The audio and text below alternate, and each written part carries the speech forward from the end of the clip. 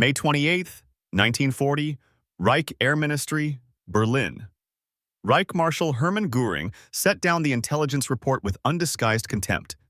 The document detailed President Roosevelt's request to Congress for an unprecedented expansion of American aircraft production, a capacity to manufacture 50,000 planes annually. The Americans are desperate if they believe such propaganda will frighten us, Göring told his staff. They know nothing of war production. Let them try to convert their automobile factories. They will learn that building warplanes requires more than assembly lines. What Göring failed to grasp was that in Detroit, a Danish immigrant named William Knudsen was already proving him wrong. The former General Motors president, now working for $1 per year as Roosevelt's production chief, was orchestrating the most ambitious industrial transformation in human history. Within 4 years, American factories would produce not the impossible 50,000 aircraft Göring dismissed, but nearly 100,000 planes annually while simultaneously supplying 2 theaters of war across opposite oceans. The proclamation that triggered German contempt came on May 16, 1940, as German panzers raced through France. Standing before Congress, Franklin Roosevelt declared, "I should like to see this nation geared up to the ability to turn out at least 50,000 planes a year." The reaction was skepticism even among allies. In 1939, America had produced just 3,611 military aircraft. The Army Air Corps possessed 700 combat planes, many obsolete. Yet Roosevelt demanded a 14-fold increase in production. William Knudsen became the architect of this miracle. When asked who could achieve such impossible production, presidential advisor Bernard Baru responded, "First, Bill Knudsen. Second, Bill Knudsen. Third, Bill Knudsen." Knudsen had abandoned his $300,000 salary to serve his adopted nation, bringing automotive mass production principles to aircraft manufacturing. The transformation began immediately. By December 1941, American factories were producing 2,000 military aircraft monthly, a 20-fold increase from 2 years earlier. The Ford Motor Company announced plans for a massive bomber plant at Willow Run, Michigan. Boeing expanded its Seattle facilities. Douglas Aircraft hired thousands of workers. The arsenal of democracy was awakening. The Nazi leadership's dismissal of American capabilities stemmed from both racial prejudice and willful blindness. General Friedrich von Berthier Wehrmacht, military attaché in Washington from 1933 to 1941, sent accurate reports describing American industrial mobilization. His December 1940 cable warned, "American war production will reach unimaginable heights." Berlin dismissed these warnings as defaced exaggeration. When Berthier met Hitler in February 1939 to discuss American potential, the Führer ranted about American racial degeneracy rather than listening to intelligence assessments. Hitler proclaimed Americans half Judaized, half negrified, and incapable of sustained warfare. This ideological blindness would prove fatal. The prejudice permeated all levels. Luftwaffe intelligence dismissed reports of women entering aircraft factories as signs of American desperation. They couldn't conceive that democratic mobilization might exceed totalitarian command. When reports arrived of factories running 3 shifts, German analysts assumed exaggeration. The Nazi worldview simply couldn't accommodate American reality. Ford's Willow Run plant embodied American ambition. Constructed on farmland beginning April 18, 1941, it became the world's largest factory under one roof. 3.5 million square ft with an assembly line stretching 1 mile. Charles Sorensen, Ford's production chief, promised to build 1 B-24 Liberator bomber per hour when other factories managed 1 per day. Initial results were catastrophic. The first bomber, completed September 1942, required complete rebuilding. Quality control failures reached 50%. By February 1943, Willow Run produced just 56 bombers monthly against promises of hundreds. Critics dubbed it, "Will it run?" But Ford engineers persevered, breaking the B-24's 488-193 parts into manageable sub-assemblies. They developed hydraulic riveting tools, prefabricated wiring harnesses, and moving assembly lines. They accommodated 578 design changes in 1943 alone while maintaining production. By September 1943, monthly production reached 148 bombers. By December, 365. The breakthrough came in April 1944 when Willow Run produced 428 B-24s, one every 63 minutes, 24 hours daily. This single factory was outproducing the entire German aviation industry. German pilots first recognized American production superiority during the Tunisia campaign. Major Johannes Steinhoff, commanding JG-77, noted in December 1942, "The American pilots are no longer amateurs. Most disturbing, there are more of them every day." The revelation accelerated through 1943. January 27th marked the first American raid on Germany itself, 64 bombers attacking Wilhelmshaven. By October, during Black Thursday at Schweinfurt, the Americans could lose 60 B-7s and replace them within 2 weeks. The mathematics had become inescapable. During Big Week, February 20th to 25th, 1944, the 8th and 15th Air Forces mounted 3 500 bomber sorties against German aircraft production. The Luftwaffe lost between 262 and 355 fighters, but more critically, approximately 100 irreplaceable veteran pilots. General Adolf Galland reported to Göring that Germany was losing 1,200 fighters monthly while producing 1,000. America was producing 2,500 fighters monthly while losing 400. Major Heinz Baer, one of Germany's top aces with 220 victories, described a January 1944 mission over Brunswick. The bomber stream stretched from horizon to horizon, at least 700 flying fortresses and liberators. We were 8 fighters against hundreds. It was hopeless. By 1944, American aircraft production reached staggering proportions.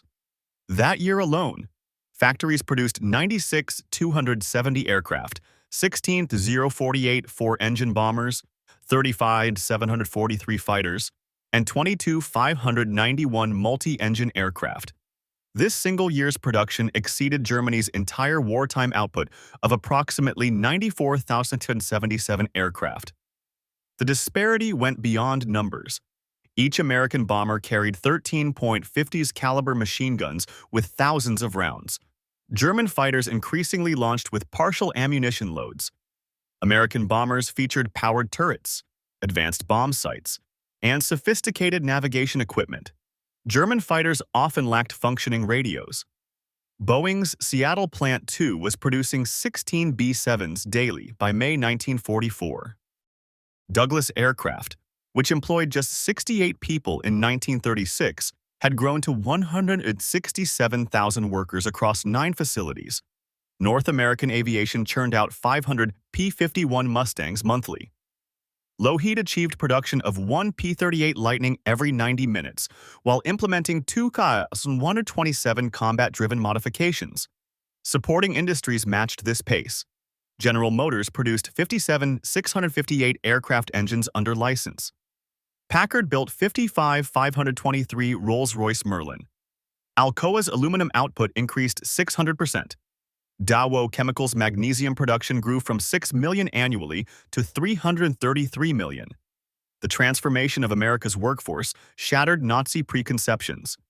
Women comprising less than 1% of aircraft workers in 1941 represented 65% by 1943. 310,000 women among aircraft industry workers. At Douglas Long Beach, 2238 of 4162 employees were women. Rose Will Monroe, the original Rosie the Riveter, drove 3,000 rivets per shift at Willow Run with 99.5% accuracy. Women inspectors at Douglas reduced defect rates from 3.2 to 0.3%. Ford redesigned tools for smaller hands, inadvertently improving efficiency. Lighter pneumatic tools reduced fatigue, while better positioned workstations decreased injuries. German intelligence interpreted female employment as desperation. A captured Luftwaffe report dismissed these workers as temporary, predicting quality collapse. Instead, precision improved. Women excelled at detailed work, wiring, instruments, inspection. Their integration represented democratic strength, not weakness. As American production soared, Germany retreated into fantasy. Göring authorized the Jagger program in February 1944, dispersing production into 729 underground facilities using slave labor. The middle complex employed 60,000 prisoners in horrific conditions with 20,000 dying. These underground factories produced more defects than aircraft. Slave laborers sabotaged components. Transportation between dispersed facilities caused delays. Quality control collapsed. The entire middlework complex produced fewer engines monthly than Ford's single Chicago plant. Meanwhile, American innovation accelerated. Boeing developed modular B-29 construction across 4 facilities with completely interchangeable parts. The pressurized B-29 costing $65,000 each incorporated technology Germany couldn't match in prototypes. By early 1945, America was producing 100 B-29s monthly.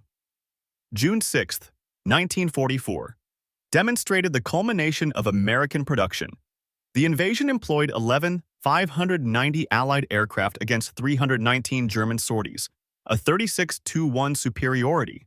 This wasn't tactical advantage, but industrial annihilation. Between January and May 1944, preparatory bombing dropped 145,000 tons on German targets, exceeding all German bombing of Britain throughout the war. Transport aircraft delivered 3 airborne divisions in one day, using more planes than Germany's entire transport fleet ever possessed. By December 1944, single raids involved 200 bombers escorted by 900 fighters. P-51 Mustangs possessed range to reach Poland, performance to match any opponent, and existed in quantities making losses irrelevant. German pilots called them Indians, swarming everywhere simultaneously. As defeat approached, even Nazi leadership acknowledged the production catastrophe. In December 1944, Goebbels wrote in his diary, "Göring promises about Luftwaffe superiority now seem criminal delusions. We fight the world's greatest industrial power with rhetoric." RML told his staff before D-Day, "The Americans can lose 10 tanks for every one we destroy and still overwhelm us. When they land, they will come with such material superiority that no position can hold." Even Hitler admitted to share in January 1945. We should have listened to Bertika's reports. Their industrial potential was decisive. While we built hundreds, they built tens of thousands. Albert Schar later testified that American bombing reduced German production by 35% for tanks, 31% for aircraft, and 42% for trucks. He stated unequivocally, "The American attacks, which followed a definite system of assault on industrial targets, caused the breakdown of German armaments." Germany's M262 jet fighter operational mid-1944 represented genuine innovation 100 bpm faster than any Allied fighter. Hitler and Göring believed this wonder weapon could restore air superiority despite numerical inferiority. But Germany produced just 430 Mi-262s total, with never more than 200 operational simultaneously. Engines required overhaul every 10 hours. Critical materials were unavailable, forcing inferior substitutions. America, meanwhile, had begun jet development in 1942. While the Bell P-59 proved inferior to German jets, Lockheed's P-80 Shooting Star, superior to any German jet, entered production before war's end. American industrial depth allowed simultaneous pursuit of multiple technologies, a luxury Germany couldn't afford. The contrast epitomized the production war's outcome. Germany's technological superiority in jets meant nothing against America's ability to produce thousands of conventional fighters while simultaneously developing next-generation aircraft. Quality without quantity proved worthless in total war. Hermann Göring's arrest on May 8, 1945, by elements of the U.S. 36th Infantry Division marked the beginning of his confrontation with reality. Initially defiant at the interrogation facility in Augsburg, he maintained German technology had been superior, overcome only by numbers. His subsequent transfer to Camp Ashcan in Luxembourg, the dedicated facility for high-ranking Nazi prisoners, brought intensive interrogation. In July 1945, Major Kenneth Heckler conducted extensive interviews documenting Göring's evolving recognition of American industrial superiority. "I knew American industrial potential was great," Göring admitted to Heckler, "but the execution exceeded my worst fears. That single factory at Willow Run produced more aircraft than our entire bomber force at peak. It was incomprehensible." He expressed particular astonishment at American logistics. "Your ability to supply forces across two oceans while maintaining domestic production. This was beyond our conception. We couldn't adequately supply forces 500 mi from Germany. You supplied armies 5,000 mi from America." During his trial at Nuremberg, prosecutors presented Göring with overwhelming evidence of American production superiority. Charts showed America producing more aircraft monthly by 1944 than Germany managed annually. Films of Willow Run's assembly lines played while prosecutors listed German cities destroyed by bombers from that single factory. Göring's March 14, 1946 testimony revealed his struggle to comprehend the scale. "I believed the economic and technical potential of the United States to be unusually great, particularly the Air Force. But I never imagined they could increase aircraft production 100-fold in 4 years. Such growth seemed physically impossible." Prison psychologist G.M. Gilbert documented Göring's obsession with production statistics. He repeatedly calculated ratios, comparing single American factories to entire German production. He seemed particularly fixated on Willow Run, calling it "that damned factory that broke our backs." When shown that America had produced 812 615 aircraft engines versus Germany's 241 675, Göring simply stared at the figures in silence. The mathematical reality of defeat was undeniable. The transformation's scope remains staggering even today. From 3,611 military aircraft in 1940, America produced 295, 959 by war's end, 97, 810 bombers, 99 465 fighters, 98 684 others. This represented not just quantity, but systemic superiority in every aspect of production. 2 million Americans worked in aircraft production at peak, including unprecedented diversity. Women, African Americans, Mexican Americans, Native Americans, disabled workers, teenagers, and elderly citizens. This democratic mobilization achieved what totalitarian command could not: voluntary cooperation that exceeded forced labor's output by every metric. The workforce that entered factories in 1941, knowing nothing about aircraft, emerged in 1945 as the world's most skilled aviation workers. They didn't just build planes, they revolutionized manufacturing itself. Statistical quality control developed for bomber production became standard industrial practice worldwide. Automation principles pioneered at Willow Run transformed global manufacturing. The engineers who designed bomber assembly lines would design the Saturn V rocket. The women who riveted B-24s would raise children who walked on the moon. The production miracle didn't end with victory. It launched the American century. The financial dimensions defied economic orthodoxy. Aircraft production consumed $45 billion in 1940s dollars, equivalent to $800 billion today. The B-29 program alone cost more than the Manhattan Project. Yet rather than bankrupting America, war production created unprecedented prosperity. Unemployment, which had plagued the Depression decade, vanished completely. Personal income doubled between 1940 and 1945. War bond sales by workers themselves financed much of the expansion. Willow Run workers alone purchased $45 million in bonds funding their own factos operations. Germany, conversely, consumed 40% of its entire industrial capacity for aircraft production by 1944, yet produced less than half American output. Slave labor, increasingly relied upon, proved catastrophically counterproductive. Sabotage was endemic. Quality collapsed. Productivity per German worker actually declined after 1943, while American productivity increased 300%. The production infrastructure built for war became the foundation for post-war prosperity. Aluminum smelters built for bombers produced materials for suburban housing.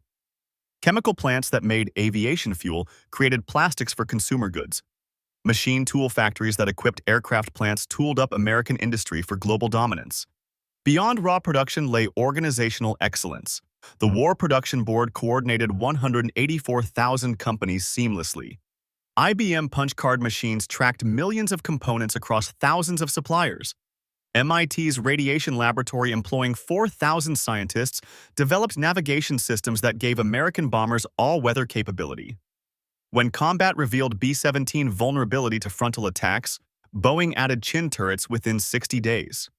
When Pacific operations required extended range, consolidated modified B-24s without stopping production. German modifications took months or years. American improvements took weeks. This adaptability proved as decisive as production volume. American aircraft evolved continuously based on global combat experience. Information flowed from Pacific battles to Atlantic production lines within days. German aircraft produced in isolated underground facilities by slave labor remained static, while American designs improved weekly. The feedback loop between combat and production achieved unprecedented efficiency. Pilots' observations reached engineers immediately. Engineer solutions reached assembly lines within days. Assembly line workers' suggestions reached designers directly. This democratic flow of information proved superior to German hierarchical command.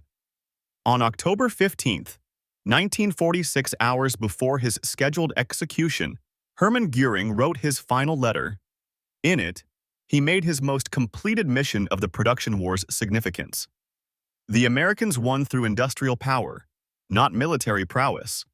We were not defeated by better soldiers, but by better factories. The nation we dismissed as capable only of building consumer goods buried the Wehrmacht under aluminum and steel. His last recorded statement to Gilbert was equally revealing. We declared war on an industrial giant while it slept. When it awoke, we were doomed. They didn't just outproduce us, they revolutionized production itself. Every aspect of their system proved superior to ours. Göring committed suicide that night, but his final testimony stands as history's verdict on the production war. The Reichsmarschall, who had dismissed American capabilities, died knowing a single American factory exceeded his entire Air Force's lifetime production. Military historians consider the American production achievement the decisive factor in Allied victory. Without the overwhelming material superiority it provided, D-Day would have been impossible, the bombing campaign unsustainable, and the Pacific War unwinnable. Richard Overy, the leading historian of the Air War, concluded, the outcome was determined not by fighting spirit or tactical brilliance, but by the weight of material. The Allies won because they buried their enemies under an avalanche of production. The numbers support this assessment absolutely. By 1944, America alone was producing more military aircraft than the rest of the world combined, Axis and Allied. This wasn't incremental superiority, but order of magnitude dominance. Germany faced not defeat, but obliteration. Yet, the production miracle's significance transcended military victory. It proved democracy's superiority to dictatorship, freedom's advantage over tyranny, voluntary cooperation's strength over forced obedience. The workers who achieved this transformation weren't slaves or conscripts, but free citizens united in common purpose.